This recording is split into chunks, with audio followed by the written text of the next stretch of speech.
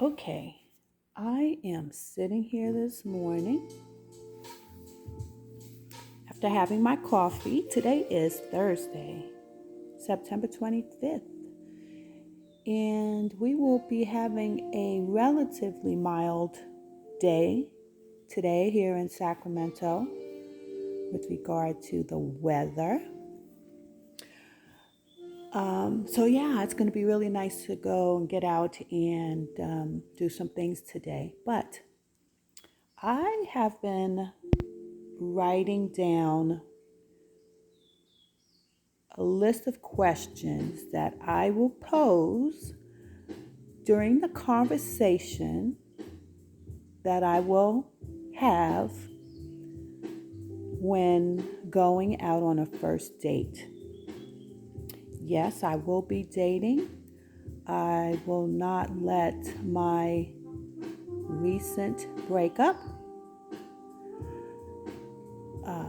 stop me from or prevent me or delay me from dating, because quite frankly, that relationship was going south for a little over a year, and actually there were many red flags along the way.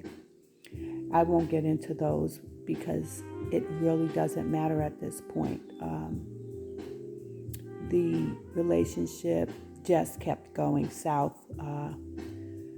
People are who they are, and that person wasn't for me for several reasons. But I have 13 questions that I am now committed to inquiring with this person about themselves during a first date, because I am not going to waste any time with someone that is not on the same page with me.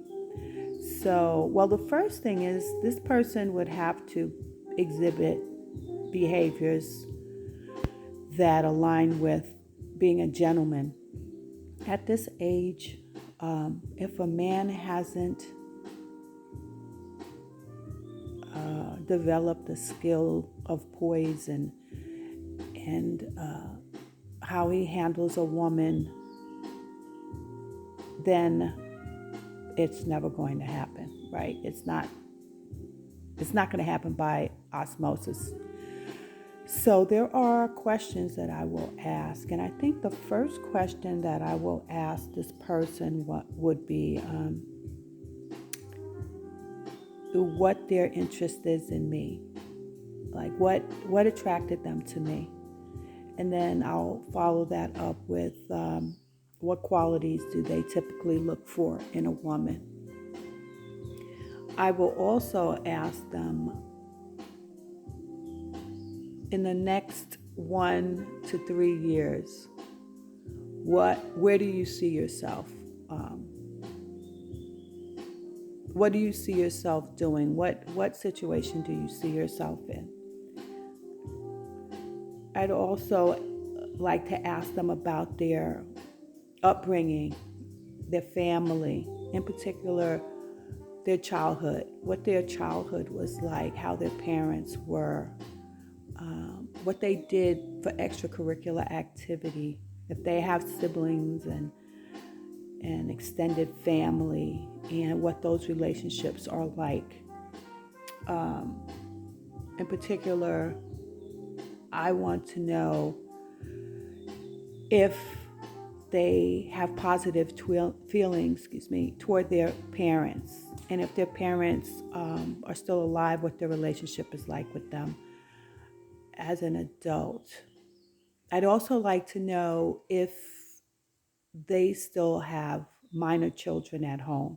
I know a lot of people put off having children to later in life, and I love children, don't get me wrong, but I don't want to date anyone who is still parenting a minor child or co-parenting a minor child. I really can't see where that would fit into my life at this point. Of course, it's fine if they have grown children, they have grandchildren, and all of that, as do I. But if they have the responsibility of raising a child currently, then it's a deal breaker for me. I don't want to have a situation like that.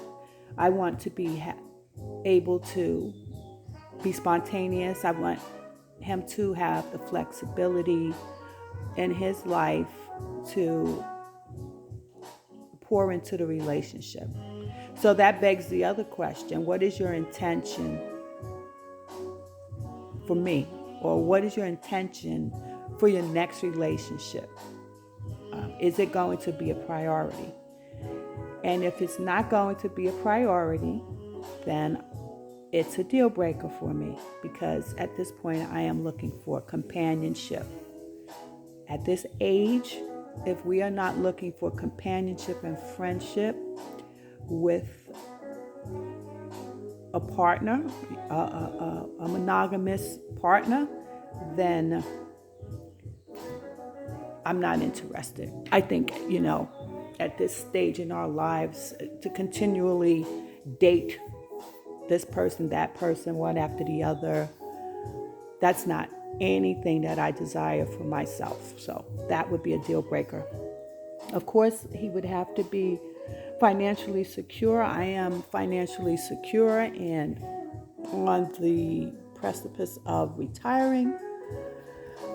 I want to know what his travels have been like, and if he is interested in traveling with me if we were to date. And then also during that conversation, I would like to know what happened in his last relationship or marriage. Why did that relationship or marriage end? And what he would do differently this time, given the opportunity to have a, substantial relationship. What would he do this time to change the outcome of the relationship so that it doesn't, end? So those are a few or several questions that I would ask initially. And there are more questions. I don't want to be involved with anyone who has been previously incarcerated for obvious reasons. And one other very, very important thing that I need to know is about his boundaries. My last relationship was full of people in my ex's ear, in particular family members, and then also some friends. He had to have a lot of male friends and a lot of male activity constantly going on. I mean, that was prioritized over me. Like constantly poker games, parties with his friends, excursions, sporting excursions, all those things with his friends, to the point where sometimes when we went out together, and if I didn't put my foot down, he would do it probably more often than not, but always had to have a friend involved in going out with us. It was unbelievable, actually. I couldn't understand it. But it's okay. It is what it is and what it was. But getting back to my point, I don't want people who inject their opinions, family members who, think it's okay to inject themselves and their opinions in his relationship. I think, relationships are hard enough without having people interfere. But then that goes to also another thing. How much information do you typically share with your friends and family intimate details about your relationship. I'm not one to do that. I think it's immature, specifically emotionally immature. And yeah, if you don't communicate with your partner and you're communicating all these things with other people, that is a deal breaker. That is a person that has not grown up, and I'm not interested in wasting my time there. Anyway, I'm at the 10.5 minute mark. That's enough for right now. But yeah, those are a few of the inquiries that I will have with my next date. That is not too far off from today. Anyway, ciao, and I hope you have a great day and that you enjoy everything that you do and that blessings come your way today. Ciao.